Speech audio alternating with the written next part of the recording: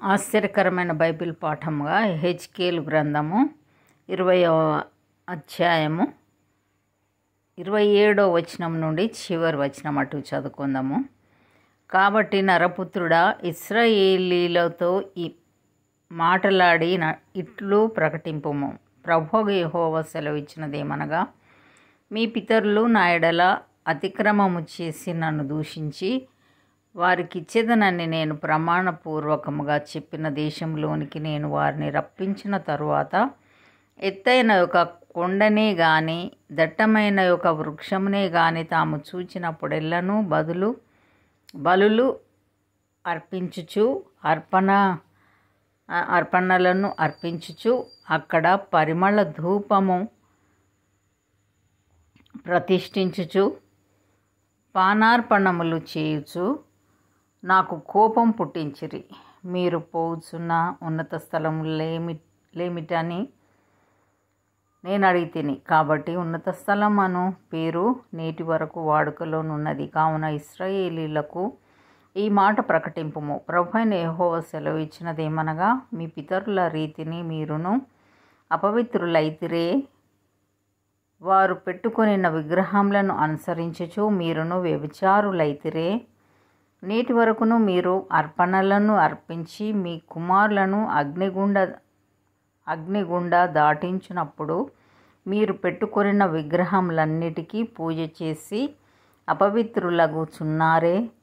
ఇశ్రాయేలీయులారా, నా యొద్ద మీరు విచారణ చేయుదురా?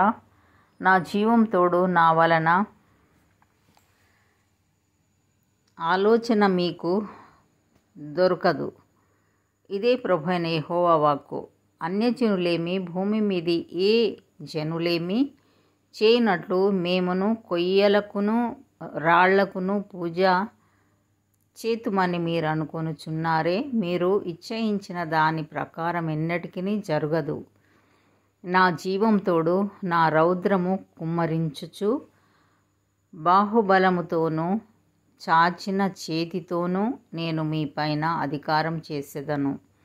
మరియు నేను రౌద్రము కుమ్మరించుచు బాహుబలముతోనూ చాచిన చేతితోనూ మిమ్మును చెదరగొట్టిన ఆయా దేశములలో నుండి జనులలో నుండి నేను మిమ్మును సమకూర్చి జనములున్న అరణ్యములోనికి మిమ్మును రప్పించి అక్కడ ముఖాముఖిగా మీతో వ్యాజ్యమాడెదను. ఇదే యెహోవా వాక్కు. ఐగుప్తీయుల దేశము అరణ్యములో నేను మీ పితరులతో వ్యాజ్యమాడినట్టు మీతోనూ వ్యాజ్యమాడెదను. ఇదే ప్రభువైన యెహోవా వాక్కు. చేతి కర్ర క్రింద మిమ్మును దాటించి నిబంధనకు లోపరచెదను. మరియు నా మీద తిరుగుబాటు వారిని దోషం చేయువారిని మీలో ఉండకుండా ప్రత్యేకించెదను. తాము కాపురమున్న దేశంలో నుండి వారిని రప్పించెదను గాని నేను యెహోవానని మీరు తెలుసుకున్నట్లు వారు ఇశ్రాయేలు దేశంలో ప్రవేశించరు.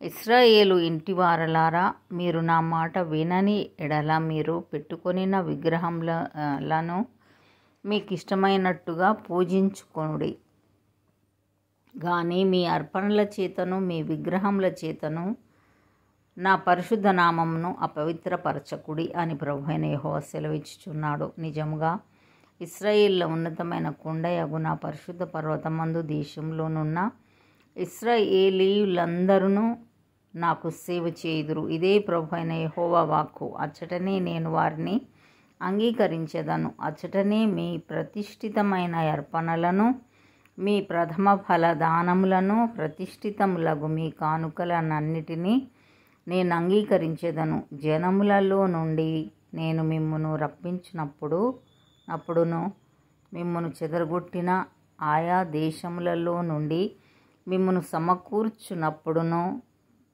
పరిమళ ధూపముగా మిమ్మును అంగీకరించెదను.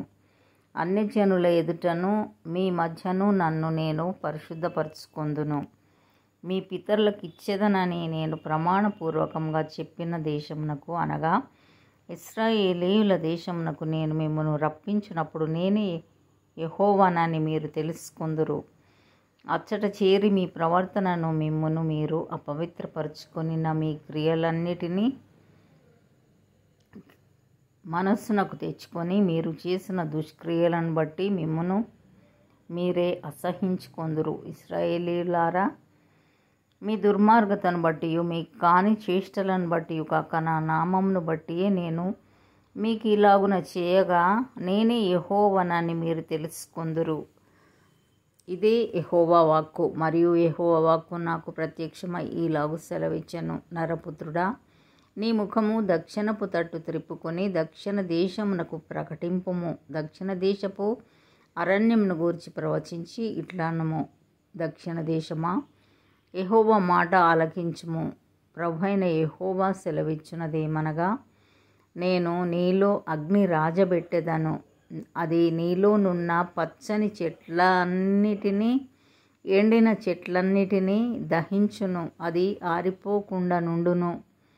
దక్షిణ దిక్కు మొదలుకొని ఉత్తర దిక్కు వరకు భూముఖమంతయు దాని చేత కాల్చబడును. అది ఆరిపోకుండా యెహోవానైన నేను దానిని రాజబెట్టి తినని సమస్తమైన జనులకు తెలియబడును.